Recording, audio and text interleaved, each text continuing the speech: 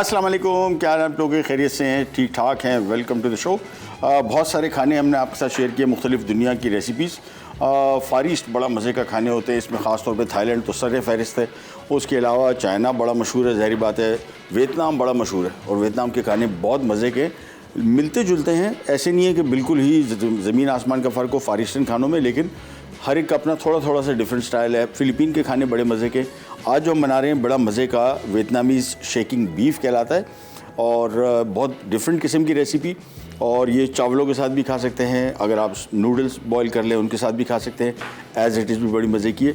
ये बनाएंगे साथ में मलाई चांप मसाला, हमारा देसी स्टाइल और बहुत ही मज़े का, और वो बाद में आएगा। सबसे पहले हम आ जाएंगे हमारा वियतनामीज़ शेकिंग बीफ, और इसके लिए सबसे पहला काम अंडरकट का गोश्त। ये है अंडरकट का गोश्त, जिसको आमतौर पे हम अंडरकट ये टेंडरलॉइन कहते हैं। और ये गाय के अंदर के कमर के अंदर हिस्से का गोश्त होता है। गाय का गोश्त अगर 2-2.5 घंटे में पकता है, ये 10 मिनट में पकता है लिटरली। चिकन का जितना टाइम लगता है इतना ही इसका भी टाइम लगता है, और गलावट के लिहाज से बहुत जल्दी पकता है, बहुत नरम गोश्त होता है। लेकिन ये पूरी गाय में ये तकरीबन मैंने वज़न किया कोई 900 ग्राम का अंडरकट है, और ये 2 निकलते हैं एक गाय में।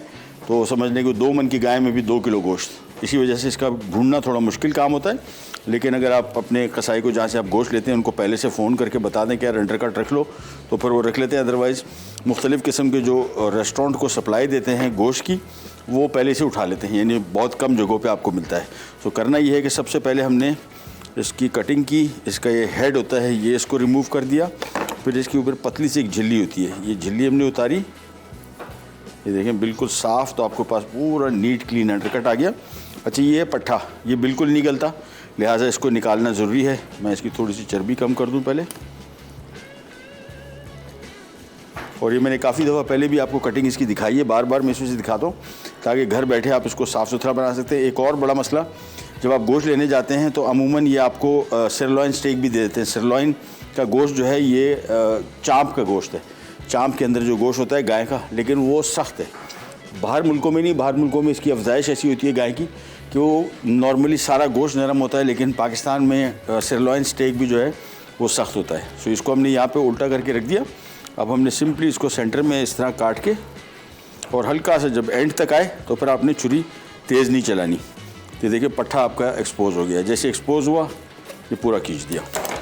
ये देखिए बिल्कुल साफ़ सुथरा गोश्त निकला है। इस पट्ठे को भी हम यहाँ से इस तरह रख के, और जिस तरह पहले साफ़ किया था बिल्कुल उसी तरीके से इसको भी उतार लेंगे।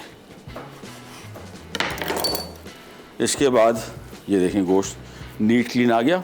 ये हेड जो है इसका गोश्त भी नरम होता है, इसको भी उतार लेंगे, इसकी भी सफाई करेंगे। और इसमें से भी अगर थोड़ा सा भी पट्ठा हो वो बिल्कुल रिमूव कर दें, चर्बी रिमूव कर देते हैं इसकी। और फिर इसको हम स्लाइस करेंगे, फिर इसको मैरिनेट करेंगे। मैरिनेशन टाइम इसका अप्रॉक्सीमेटली कोई घंटा दे दें तो बेहतर है, अदरवाइज़ जल्दी भी हो तो आधा घंटा कम से कम।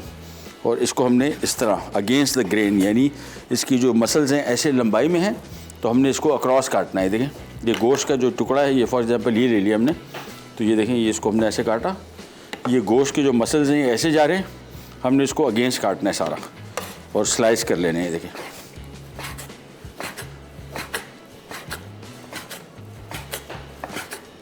बस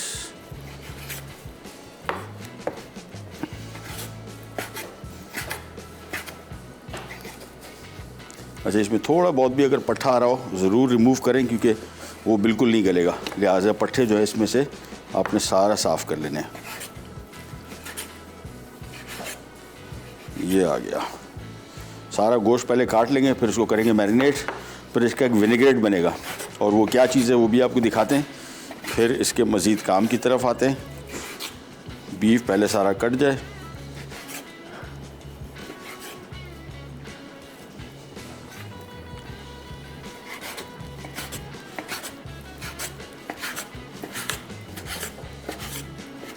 ये हो गया बीफ तैयार। अब हमने एक अदद बॉल ले लेना है, और इस बॉल में ये सारा गोश्त आ जाएगा। ये थोड़ी सी चर्बी और ये भी निकाल देते हैं। बस बिल्कुल नीट क्लीन रूखा गोश्त है। और इसकी मैरिनेशन करेंगे। मैरिनेशन में क्या कुछ शामिल होगा वो भी आपको दिखाते हैं और बताते हैं। इसमें कुछ चीज़ें अगर आपको नहीं मिलती, नॉट अ मस्ट, लेकिन ज़्यादातर चीज़ें मिल जाती हैं आसानी से पाकिस्तान में। मैं भी कोशिश करता हूँ अपनी रेसिपीज़ में जो भी इस्तेमाल करूँ उसमें ऐसी चीज़ें मैं ना डालूँ जो कि आसानी से आपको बाज़ार में ना मिलें। चलिए जी, सबसे पहला काम इसमें फ़िश सॉस, ये बहुत अहम है पूरी फार ईस्टर्न खानों में, ख़ास तौर पे थाईलैंड, वियतनाम, लाओस, फ़िलीपींस, ये सारे मुल्कों में इसका फ़िश सॉस का जायका बहुत ही डिफरेंट और मज़े का आता है। फ़िश सॉस आ गया, ऑयस्टर सॉस आ गया, साथ में इसमें ये तिल का तेल है, मिल जाए तो ठीक है, कोई मसला नहीं अदरवाइज, लेकिन इसका जायका बड़ा अच्छा आता है। सोया सॉस आ गया और चीनी आ गई, और नमक शामिल नहीं करेंगे क्योंकि सोया सॉस और ऑयस्टर सॉस दोनों में काफ़ी सारा नमक होता है, लिहाजा उसको हमने अवॉइड करना है। साथ में ही हमने इसमें चॉप किया हुआ अदरक भी शामिल कर दिया। अब ये इसकी जो मैरिनेशन है इसको कोशिश करें कि करीबन कोई घंटा 1.5 घंटा इस मैरिनेशन में रहे तो सही मानों में अंदर तक इसमें ये सारी मैरिनेशन का जायका चला जाएगा और मज़े का बनेगा। इसको कर दिया मिक्स, इसको हम एक तरफ रख देंगे। बस मैं और कुछ चीज़ शामिल नहीं की, नमक मैं चख लेता हूँ लेकिन ज़रूरत नहीं पड़ेगी। हाँ, नहीं थोड़ा सा नमक डाल दो, बिल्कुल थोड़ा सा, क्योंकि सोया सॉस ऑयस्टर सॉस दोनों में काफ़ी नमक होता है तो नमक की मिकदार ज़्यादा ना हो जाए, बिल्कुल चुटकी भर डालना है, ज़्यादा नहीं। मिक्स किया और इसके बाद इसको हमने साइड पे कर दिया। ये मेन काम था इसका। अब काम इसका बहुत आसान, अब सारी की सारी चीज़ें मिनटों में तैयार होंगी। इसके लिए सबसे पहला काम यहाँ पे विनेग्रेट यानी विनेगर का एक सॉस बनेगा और इसके अंदर हमने चीनी शामिल कर दी और थोड़ा सा नमक। अच्छा, ये फार ईस्टर्न खानों में ज़्यादातर खानों के अंदर चीनी का इस्तेमाल काफ़ी है, जो खट्टा, मीठा, नमकीन, ये सारा बेसिक सारा कॉम्बिनेशन बनता है। ये तीनों चीज़ें मैंने शामिल कर दी। इसको पहले अच्छी तरीके से मिक्स करेंगे, चीनी और नमक घुल जाए इसमें, फिर इसका हम आधा सिरका 3-4 खाने के चम्मच यहाँ प्याज चॉप किया हुआ इसमें डालेंगे, तो ये प्याज भी जो है खट्टा हो जाएगा और बहुत मज़े का बनेगा। ये मिक्स किया, चीनी जैसी घुली, फिर हम इसमें से 2-3 खाने के चम्मच इसमें डाल देंगे प्याज में, और प्याज को अच्छी तरीके से मिक्स कर लेंगे और कोशिश करेंगे कि आधा घंटा प्याज में लगा रहे तो ऊपर सही मानों में विनेग्रेट बनेगा। एक छोटी सी ब्रेक आ गई, ब्रेक पे जा रहे हैं, वापस आते ही स्टार्ट करेंगे कैन जैगन पैक।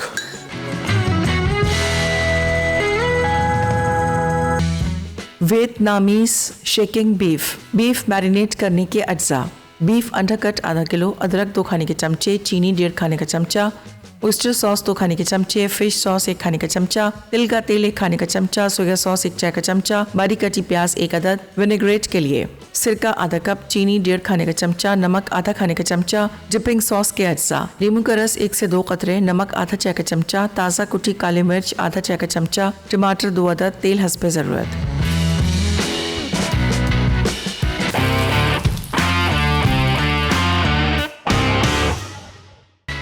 लीजिए वापस आ गए, और यहाँ पे हमने वियतनामी शेकिंग बीफ के लिए जो बीफ मैरिनेट किया था, मैं आपको चीज़ें बता दूँ। इसमें सोया सॉस, ऑयस्टर सॉस, तिल का तेल, चॉप किया हुआ अदरक, चीनी और थोड़ा सा नमक, बिल्कुल ये सारी चीज़ें शामिल करके मिक्स करके और हमने बीफ को स्लाइस करके काट के रख दिया।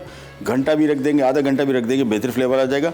यहाँ पे हमने इसका विनेग्रेट बनाया। विनेग्रेट में बेसिकली सिरका, नमक और चीनी अच्छी तरीके से घुल गई। अब इसमें से हमने कोई 3-4 खाने के चम्मच सिरका यहाँ पर डाल देंगे, बल्कि 5 खाने के चम्मच, और इसको मिक्स कर लेंगे बस। और इसको मैरिनेट करके इसी में रखेंगे थोड़ी देर के अंदर ये बड़ा मज़े का इसका जायका आ जाएगा। थोड़ा सा मैं सिरका और डाल दूँ, प्याज हमारा थोड़ा सा ज़्यादा है, बस मिक्स करके रख दिया। और थोड़ी देर बाद इसको मिलाते रहें ताकि ये सिरका अपना असर कर ले। प्याज को खट्टा होना चाहिए और ये लगेगा इसको तकरीबन कोई 15-20 मिनट, उसके बाद ये तैयार होगा। और ये बेसिकली कच्चा इसके ऊपर डलेगा, बीफ के ऊपर, और बहुत ही मज़े का इसका जायका आएगा अगर आप इसको सही तरीके से पिकल बना लें तो। मिक्स कर दूँगा एक दफ़ा और। अच्छा जी, अब आ जाते हैं मलाई चाप मसाले की तरफ। और मलाई चाप मसाले के लिए सबसे पहले हम ले लेंगे ऑयल, और बॉयल तकरीबन मेरे हिसाब से आधा कप से थोड़ा सा ज़्यादा अगर हो जाए, अदरवाइज आधा कप भी चलेगा। ये लें जी, जैसे ऑयल गर्म हुआ स्लाइस किया हुआ प्याज शामिल हो जाएगा। रफ़ काट लें, टमाटर को भी रफ़ काटा हुआ है क्योंकि इसका पेस्ट बनेगा, यानी पूरा पकने के बाद इसको हम हैंड ब्लेंडर से बारीक पीसेंगे, फिर उसके बाद इसमें मज़ीद काम की तरफ आएंगे। ये आ गया प्याज, थोड़ा सा फ्राई किया, और साथ साथ मुझे जैसे मौका मिलता जाएगा मैं ये विनेग्रेट को, प्याज को एक दफ़ा और मिक्स करूँगा।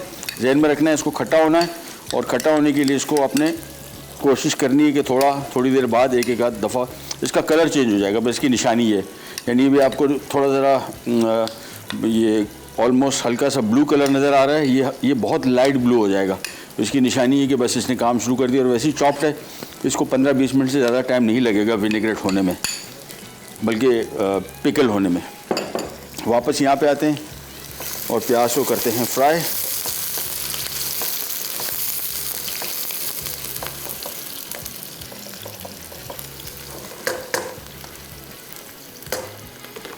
सो विनेग्रेट आपने यहाँ बचा के रखना है। इसको होगा क्या, तेज़ आंच पे बीफ को तकरीबन 4-5 मिनट फ्राई करेंगे।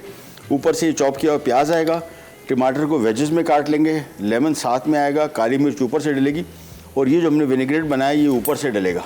सो ये बिल्कुल ही डिफरेंट किस्म की रेसिपी, लेकिन बहुत मज़े का कॉम्बिनेशन है और बॉयल्ड राइस के साथ खाया जा सकता है, बेहतरीन टेस्ट। अदरवाइज नूडल्स, स्पेगेटी, किसी भी पास्ता के साथ आप इसको खा सकते हैं, नो इशू एट ऑल।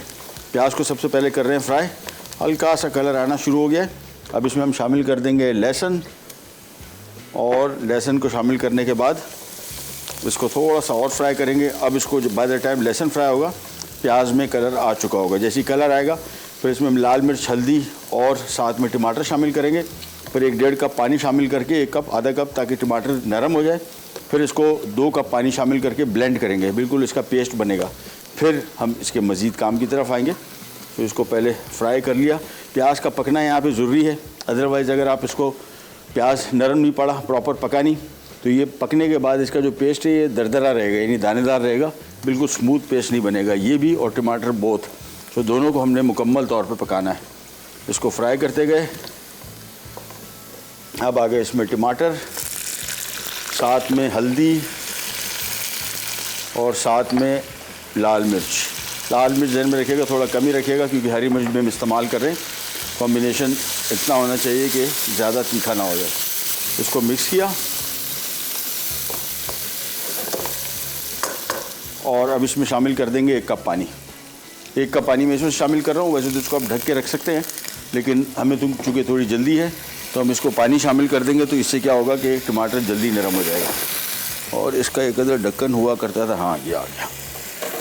बस इसको कवर कर दिया और तेज़ आंच पे रखा हुआ है ताकि जल्दी नरम हो जाए टमाटर। एक दफ़ा नरम हो गया फिर इसको हम पीसेंगे हैंड ब्लेंडर से, थोड़ा सा और पानी डाल के, फिर भुनाई होगी। फिर इसमें चांप आएगी, दही आएगा, उसके साथ फुल भुना जाएगा। फिर इसमें थोड़ा सा पानी शामिल करेंगे। आखिर में बारीक कटी हुई अदरक, हरी मिर्च और कसूरी मेथी, ये सारी चीज़ें शामिल हो जाएगी। नमक अभी शामिल नहीं किया, नमक जब चांपे शामिल होंगी उसके बाद इसको एडजस्ट करेंगे।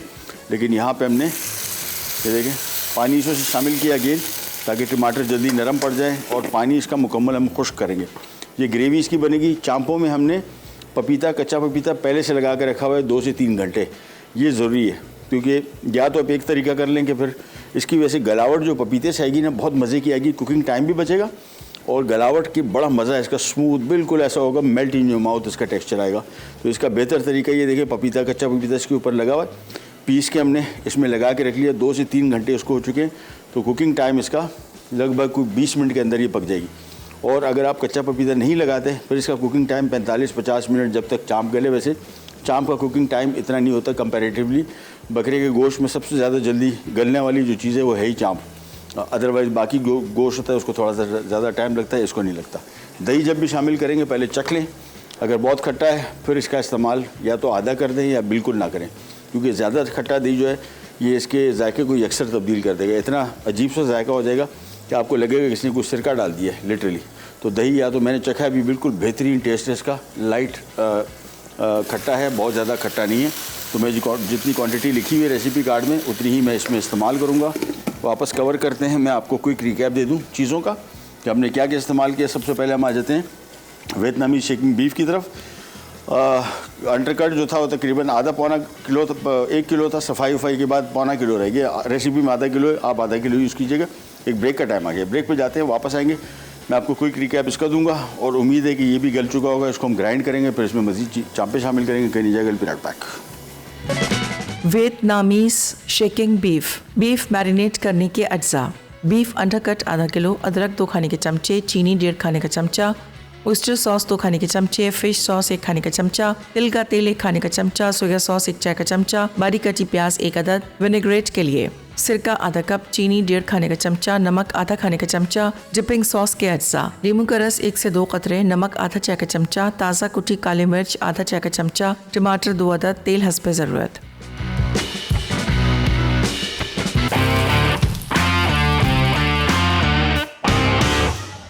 अच्छा जी, मैं आपको क्विक वियतनामीज़ बीफ की रेसिपी बता रहा था, रिकैप बता रहा था।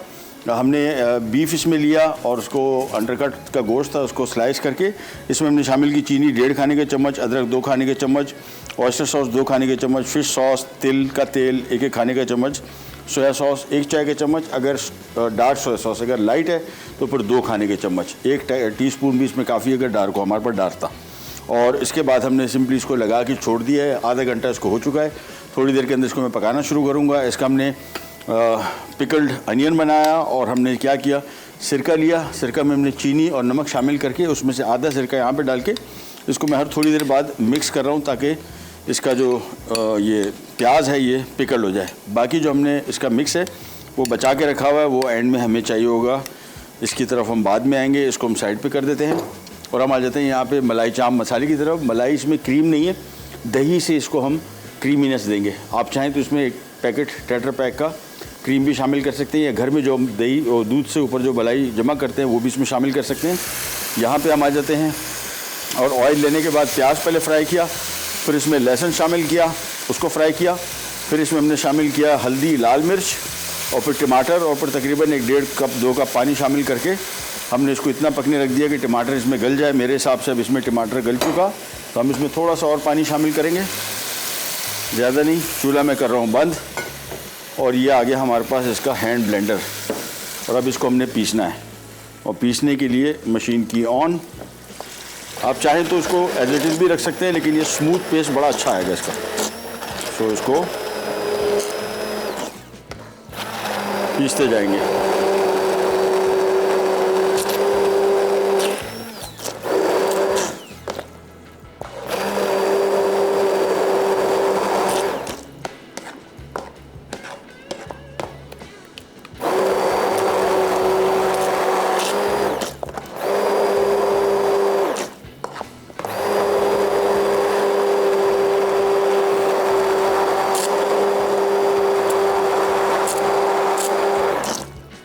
ये देखिए ऑलमोस्ट स्मूथ हो गया। थोड़ा सा इसको और पीसूंगा, बिल्कुल स्मूथ।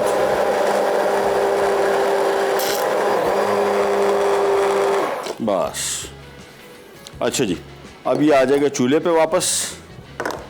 चूल्हा किया ऑन और दही शामिल कर देंगे। अब दही के साथ इसकी बुनाई होगी, और जहन में रखना है दही आपने फेंट लेना है। यहाँ पे मुझे नज़र आ रहा है कि हमने शायद दही फेंटना भूल गए। एनीवेज कोई मसला नहीं। अभी इस स्टेज पे भी आप इसको बग़ैर पके हुए भी इसको आप थोड़ा सा अच्छी तरीके से फेंट लेंगे तो काम हो जाएगा बेहतरीन। सो इसको फेंटते जाएंगे, मिक्स करते जाएंगे, ताकि दही में दाना, मोटा मोटा दाना, जो हल्का फुल्का दाना को मसला नहीं, मोटे मोटे पीसेस जो हैं वो नहीं होने चाहिए। देखें कैसी स्मूथ करी बन गई इसकी। थोड़ा सा इसको पकाएंगे अप्रॉक्सीमेटली कोई 7-8 मिनट, 10 मिनट, थोड़ा सा रिड्यूस हो जाए। फिर चांपे इसमें शामिल होंगी, फिर इसकी होगी बुनाई, और फिर इसके बाद ग्रेवी आप पे डिपेंड करता है आपने इसमें कितनी रखनी है। और फिर आखिर में इसमें कसूरी मेथी और साथ में बारीक कटी हुई अदरक और हरी मिर्च। तो इसको खूब अच्छी तरीके से फेंट लिया, और चूल्हा अब इसका मैं कर रहा हूँ फुल तेज़। ढक्कन हटा देते हैं, इसका अब काम नहीं है। अच्छा, चाँप चूँकि मैंने आपको बताया कि इसको हमने पपीते में लगा के रखा हुआ था, 3 घंटे 4 घंटे हो चुके हैं। घंटा भी काफ़ी है वैसे, सम टाइम एहतियातन 3 घंटे हमारे पास टाइम था, तो हमने इसको पहले से लगा के रखा हुआ था। ये मुकम्मल गले में, जिसका 10 मिनट कुकिंग टाइम है। 10 मिनट के अंदर बेहतरीन पक जाएगा। अगर आपके पास कच्चा पपीता नहीं है तो पक्का पपीता भी इस्तेमाल हो सकता है, वो भी नहीं है तो फिर मीट टेंडराइजर पाउडर बाज़ार में मिलता है अच्छी कंपनी का, वो आप इसमें 1 खाने के चम्मच शामिल कर दें, बेहतरीन गल जाएगा। तो ये देखें, ये करी इसकी तैयार हो गई। मिक्स करते जाएंगे। थोड़ा सा नमक मैं अभी शामिल करूँगा, बाकी हम बाद में एंड में एडजस्ट कर लेंगे। सो बुनाई करते जाएंगे। थोड़ी सी तरी हल्की सी ज़रा नुमाया होनी शुरू हो जाएगी, फिर चांपे शामिल करेंगे, इसको भूनते चले जाएंगे। इसका मेन काम जो है वो इसका बुनाई का है, और ऑलमोस्ट बुनाई में ही ये चांपे पक जाएंगी। उसकी वजह इसमें हमने कच्चा पपीते का जो पेस्ट लगाया है उसकी वजह से। लिहाजा इसको फ्राई करते गए। अच्छा, इसमें एक और चीज़ है, जैसे ही बॉयल आएगा तो इसके छींटे बहुत उठते हैं। तो या तो बेहतर है कि आप साथ खड़े रहें, मिक्स करते जाएंगे तो बेहतर होगा। अदरवाइज़ फिर इस पर ढक्कन थोड़ा सा हल्का सा निकाल के रखेंगे ताकि आपका किचन काउंटर गंदा ना हो, और अंदर से जो इसका पानी है भी थोड़ा सा खुश्क हो जाए। ये मिक्स करते गए।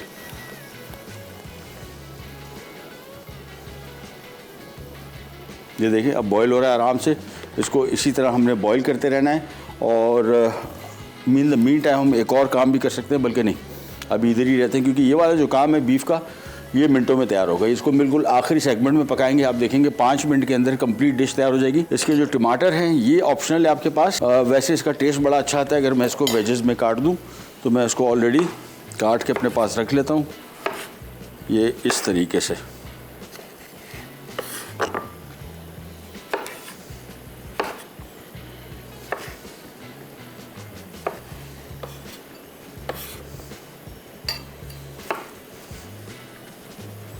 बस टमाटर हो गए तैयार और यहाँ पे आ जाते हैं। अब इसको हमने करना है ड्राई।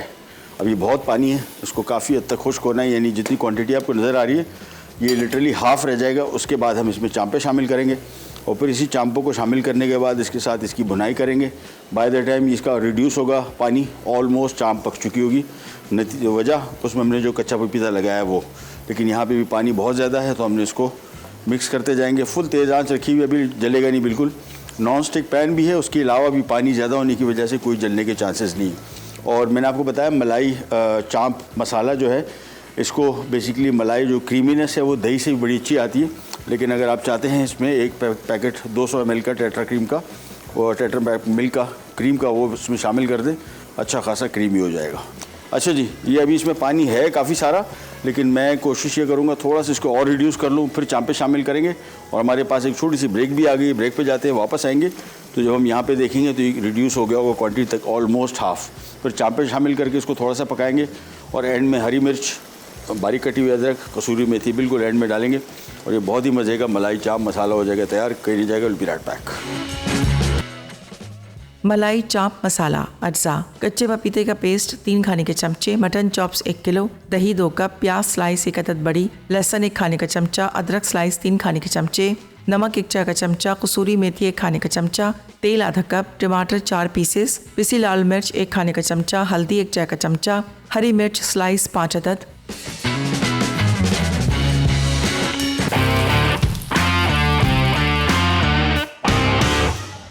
ये जी वापस आ गए और ये ग्रेवी देखें ऑलमोस्ट हाफ रह गई। अब इसमें हम शामिल कर देंगे ये चांपे और अगेन दोबारा फिर आपको बताते चलो इसमें हमने कच्चा पपीता लगा के रखा हुआ है। बाय द टाइम ये भुनेगा, वो कलर देखिए इसका कैसा मज़े का आया है। बाय द टाइम ये भुनेगा ये चांप इसमें मुकम्मल तौर पे पक जाएगी। तो इसको मिक्स किया, ढक्कन मैंने नहीं रखा है, ढक्कन रखने की ज़रूरत भी नहीं है, बस अब इसकी भुनाई करते रहेंगे एंड दैट्स इट। चले जी, इसका कुकिंग टाइम अब 10 मिनट रह गया टोटल। 10 मिनट के अंदर ये थोड़ा सी ग्रेवी भी कम हो जाएगी, चांप भी पक जाएगी। आखिर में बारीक कटी हुई अदरक, हरी मिर्च और साथ में कसूरी मेथी और ये बहुत ही मज़े का मलाई चांप मसाला हो जाएगा तैयार। हम इसको मटन के साथ बना रहे हैं, आप इसको बीफ की चांप के साथ भी बना सकते हैं। बीफ की चांप में बहुत टेस्ट है और क्वांटिटी भी होती है। इसमें चांप में गोश्त कम होता है मटन की, लेकिन गाय की चांप में गोश्त बहुत होता है। लेकिन उसको पर उसका कुकिंग टाइम भी इतना ही होगा अगर आपने कच्चा पपीता पहले से लगा के रखा हुआ है। लिहाजा इसको फ्राई करते गए, बस थोड़ी देर के अंदर अंदर इसके ऊपर तरी आनी शुरू हो जाएगी तो ये हमारा काम कंप्लीट हो जाएगा। वियतनामीज़ शेकिंग बीफ का काम बहुत कम है, यानी ये मिनटों में तैयार होगा। उसको मैं बिल्कुल लास्ट सेगमेंट में पकाऊंगा, आपको दिखाएंगे 4-5 मिनट के अंदर। वैसे तो कुछ लोग इसको ज़्यादा पकाते हैं बीफ को, इसको पकाने की ज़्यादा ज़रूरत ही नहीं है। तेज़ आंच पे पकाएंगे, 5 मिनट फ्राई होगा, ऊपर से प्याज डलेंगे, ये विनेग्रेट डलेगा, लेमन वेजेस रखे जाएंगे, काली मिर्च डलेगी ऊपर और ये टोमेटो के वेजेस भी रख दिए जाएंगे और ये वियतनामीज़ शेकिंग बीफ ये तैयार हो जाएगा। सो इसको बस भुनाई करते जाना है, जैसी तरी इसकी ऊपर आएगी इसका काम भी हो जाएगा कंप्लीट। ले जी, अब ये तरी इसके ऊपर आनी शुरू हो गई है और हम इसमें थोड़ा सा नमक शामिल करेंगे। नमक मैंने चखा, नमक था कम। बस अब ये इसका ऑलमोस्ट तकरीबन समझ लें 5 मिनट और है और हल्की सी तरी और ग्रेवी इसमें इतनी ही रखनी है। आप चाहें तो और कम कर सकते हैं, मतलब थोड़ी सी मैं उसको और कम करूँगा, ज़्यादा नहीं। और जब भी जहन में रखिएगा जब इसको हमने मसाला इसकी ग्रेवी पीसते हैं तो इसकी तरी उस टाइम आपको बड़ी मुश्किल से नज़र आती है ऊपर आती हुई, लेकिन जब इसको थोड़ी देर के लिए छोड़ दें फिर तरी ऊपर आ जाती है। तो जहन में रखेगा, बहुत सारे लोग इससे घबरा जाते हैं कि यार इसमें तो तेल है ही नहीं, जबकि तेल काफ़ी सारा होता है। सिर्फ ये जो तरी जो हमने ग्रेवी को पीसा है उससे ग्रेवी दानेदार हो जाती है तो तरी उसके अंदर फंस जाती है कतरों में और ऊपर से इतनी नज़र नहीं आती, लेकिन काफ़ी तरी है इसमें। ये मिक्स करते गए भुनते गए, बस लास्ट 2-3 मिनट और फ्राई करेंगे। फिर इसमें हम कसूरी मेथी, हरी मिर्च और बारीक कटी हुई अदरक शामिल करके इसको एक पासे करेंगे और फिर हम एक छोटी सी ब्रेक भी लेंगे, वापस आएंगे। ये लास्ट सेगमेंट बनेगा हमारा वियतनामीज़ स्टिक शेकिंग बीफ। ये मिनटों में तैयार हो जाएगा। ये देखें, अब इसकी ग्रेवी तरी इसके ऊपर आनी शुरू हो गई। सो हरी मिर्च, बारीक कटी हुई अदरक, थोड़ी सी रख लेंगे गार्निश के लिए, और कसूरी मेथी, बस। और इसी आंच पे, तेज़ आंच पे इसको हमने मिक्स करना है, थोड़ा सा पकाना है। कसूरी मेथी जब भी शामिल करें ध्यान में रखिएगा कुकिंग टाइम कम से कम हो। उसकी वजह ये है कि कसूरी मेथी ज़्यादा पकाएंगे तो फिर इसकी कड़वाहट आ जाती है। वैसे हमने कम क्वांटिटी में शामिल की, लेकिन फिर भी हल्का से कड़वाहट आ जाती है, जो कि हम नहीं चाह रहे। सो कसूरी मेथी शामिल होने के बाद समझ लें कि बस 2 मिनट की कुकिंग हो और ये हो गया तैयार। सो बड़ा मज़े का मलाई चाम मसाला हो गया तैयार। बीफ के साथ भी बना सकते हैं, आपको मैंने बताया, और मटन के साथ भी जिसमें हम बना रहे हैं। एक छोटी सी रिकैप ब्रेक की तरफ जा रहे हैं, वापस आएंगे। ये हो गया तैयार, इसको साइड पे करते हैं और वियतनामी शेकिंग बीफ बनाएंगे। कहीं नहीं जाएगा, विराट पैक।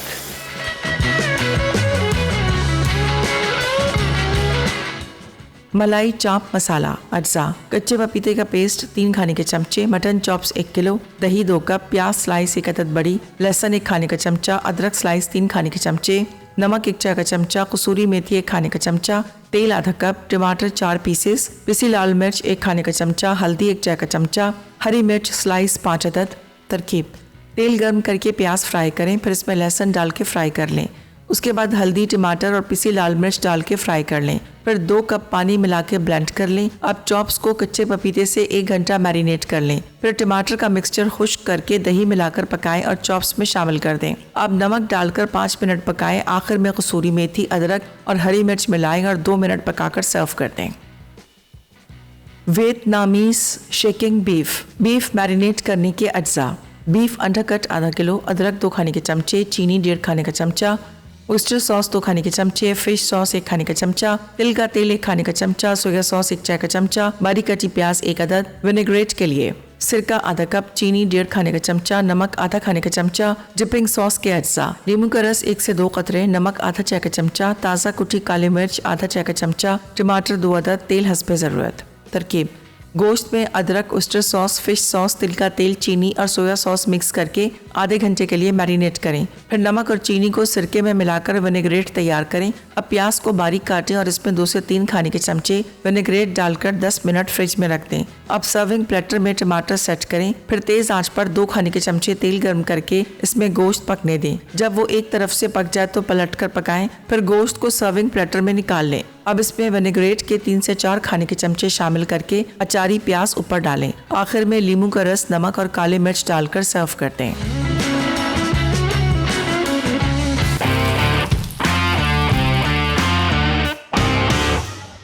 Welcome back. ये चाम मसाला तैयार हो गया। देखें तरी इसके ऊपर आ गई कितनी, और उसका तरीका एक और भी है, बिल्कुल धीमी आंच कर दें, 5 मिनट के अंदर सारी तरी ऊपर आ जाएगी। बेहतरीन तैयार हो गया। इसको हमने वापस ढक दिया ताकि गर्म रहे। हम यहाँ पे जाते हैं। अच्छा, सिजलिंग बीफ के लिए सबसे इंपॉर्टेंट चीज़ थोड़ा सा ऑयल। ये देखें बिल्कुल हल्का सा ऑयल और तेज़ आंच। जब तक पैन यहाँ से धुआं ना उठना शुरू हो जाए मैं इसमें बीफ शामिल नहीं करूँगा। ये इसका तरीका है सही पकाने का। ये क्रिस्पी क्रंची मज़े का बनेगा, जूसी बनेगा, ड्राई नहीं होगा और बहुत जल्दी बनेगा। पैन देखें अब हल्का हल्का सा धुआं इसमें उठना शुरू हो गया। हमने इसमें बीफ इस तरह डालना है, दूर दूर अलग अलग करके।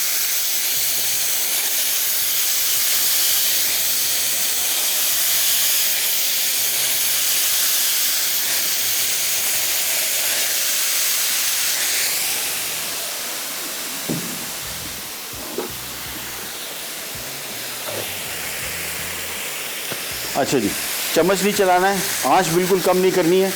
और ये देखें आहिस्ता आहिस्ता करके बड़ा मज़े का बनेगा। जैसे ही मैंने चम्मच चलाया सारा पानी छोड़ देगा। तो मेक श्योर कि इसको आपने इसी तेज़ आंच पे, मैं बिल्कुल चम्मच नहीं चला रहा, फुल तेज़ आंच रखिए। इन द मीन टाइम मैं ये चाम मसाला सर्व कर दूँ और फिर हम आ जाते हैं इसकी कुकिंग में। मैक्सिमम 3-4 मिनट और इसको। ये आ गया चम्मच और इसकी खाली लुक देखिएगा कैसा खूबसूरत नज़र आ रहा है। देखिए कैसा मज़े का क्रीमी बेहतरीन ग्रेवी इसकी बड़ी मज़े की है। और साथ में देखिए चाम बिल्कुल गल गई। 10 मिनट 15 मिनट पकाया मैक्सिमम, क्योंकि पपीता लगा हुआ था तो इसको और एक्स्ट्रा पकाने की ऐसा ज़रूरत ही नहीं पड़ी।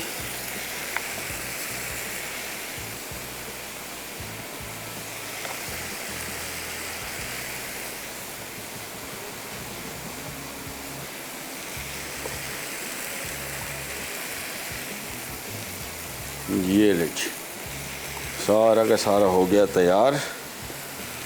और थोड़ा सा इसकी साइडें साफ़ करते हैं।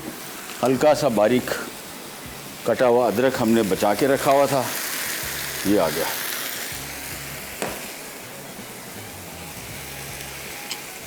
ये आ गया ऊपर से बस। और हमारी आज की मलाई चाप मसाला हो गया रेडी।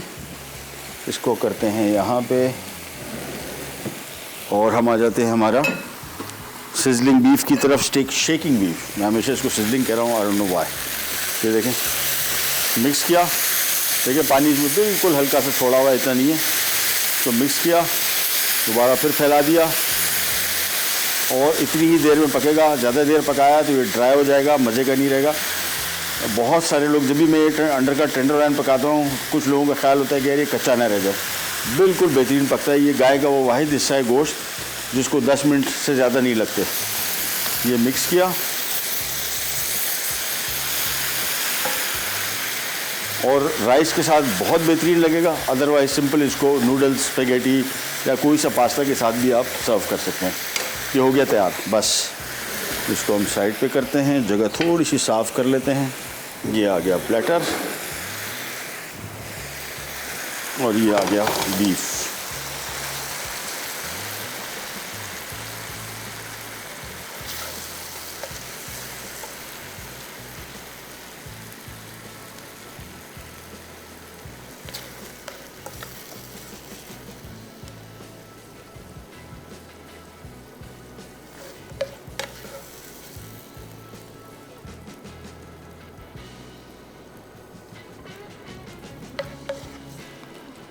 ये नहीं,